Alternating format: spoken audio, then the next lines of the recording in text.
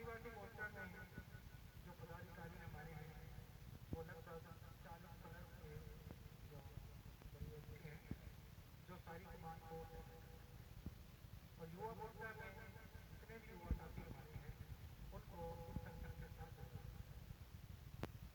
संगठन का उद्देश्य क्या है? समाज को एकजुट करना। आप सब लोग जानते हैं कि एक हमारा समाज ऐसा है जो आज भी पिछड़ेपन का शिकार है। हमारे समाज के साथ आज बहुत से अत्याचार हो रहे हैं।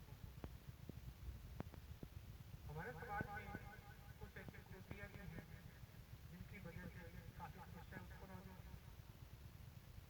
तो ये संगठन है जो पूरे समाज को एकत्र करने का काम करता है ताकि आने वाला जो समय है वो हमारे समाज को एक अच्छी दिशा की ओर लेकर चले। जिसमें मुख्य जो आज की समस्या चल रही है हमारे राजस्थान में, एक समस्या ये चल रही है एससी और एसटी के प्रमाण पत्र जो आप लोगों तक भी पहुंची है। एससी एसटी का मुद्दा क्या है? आज भी हमारे साथी लोगों को पूरा समझ नहीं आया कि आखिर ये चर्चा क्या है। पहले की बात करें, हम सब जानते हैं कि हमारे जो बुजुर्ग थे उस वक्त शिक्षा का अभाव था, तो उसका ज्ञान हमें भी नहीं था, लोगों का भी नहीं था। अज्ञानतावश जो सरकार के सिस्टम थे या जो भी हमारे कागज प्रमाण पत्र जैसे बनते थे, हमने जो बताया वही जाके उसमें लिख दी गई थी। 1950 के गजट के अनुसार हमारी जाति को गवर्नमेंट ऑफ इंडिया ने डांका जाति यानी अनुसूचित जनजाति के अंदर शामिल किया हुआ है। उसके बाद से काफी प्रमाण पत्र भी हमारे समाज के लोगों के बने थे। तो इसमें गलती हमारी नहीं थी। बोलने में क्या है, आज हम इकट्ठे बैठे हैं, कहीं भी बैठे हो तो हमारे बोलने में चाहे कोई अधिकारी भी बोलता है, कैसे बोलता है, कहीं झगड़ा होता है या किसी का शादी विवाह का प्रोग्राम होता है तो पूछते हैं किसकी शादी थी, किसके प्रोग्राम, तो एक ही शब्द आता है कि डांका का प्रोग्राम है। चाहे आप आड़त की दुकानों पे ले लो, मजदूर वर्ग में कहीं भी काम हो रहा है कहीं ले लो, लेकिन जब पर्सनली बोलते हैं कि क्या जात के हो तब हम कहते हैं डांका कहते हैं। सिर्फ शब्दों का उच्चारण था।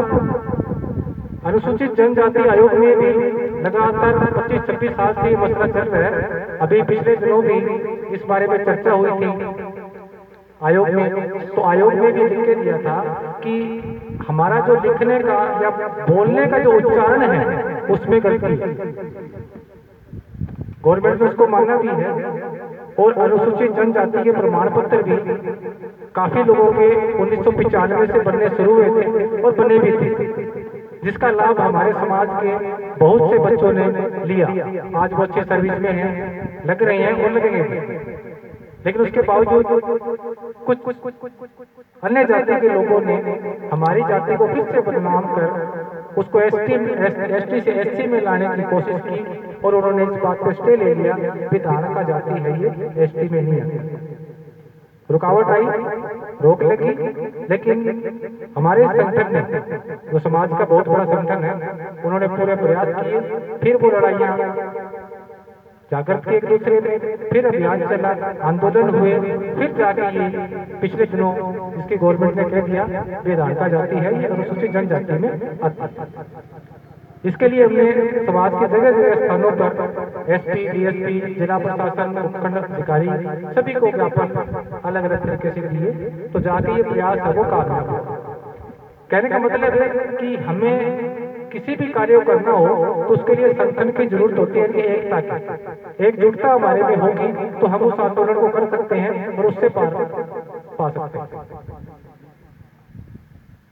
तो मैं ये कहूँगा कि एक तो एससी एसटी के प्रमाण पत्र की जब बात आती है तो आप सोचिए, क्योंकि एक ऐसी कौम जो हमारे आरक्षण का हिस्सा अकेले यूज कर रही है, आरक्षण का 12% एक ही कास्ट यूज कर रही है और एक हम 16% में कम से कम या 36 को भी मानो सारी यूज कर रही है, तो हमारे हिस्से में क्या आया?